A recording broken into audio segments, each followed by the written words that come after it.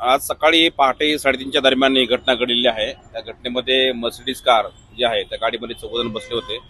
त्यातील एक ड्रायव्हिंग करत होता। ते सातारा रोडने मुंबई रोडकडे जात होते। वडगाव ब्रिजमध्ये पुढे चाललेली जी मोटरसायकल आहे त्याच्यावर दोघं व्यक्ती होत्या, त्या पण त्या साईडने चालत होत्या, मुंबई साईडनी। तर पहाटे आज 3:30 वाजता तो घटना घडलेली आहे आणि घटनेमध्ये यातील जो जखमी आहे मोटरसायकलवर बसलेला तो मयत झालेला आहे। सदर घटनेचा तपास पोलीस करत आहेत। सध्या प्राथमिक माहिती एवढीच आहे की ह्या घटनेमध्ये कल्पेबल होमिसाइड किंवा सदोष मनुष्यवधाचा गुन्हा दाखल केलेला आहे। चारही आरोपी पोलिसांच्या म्हणजे चौकशीसाठी त्यांना घेतलेला आहे।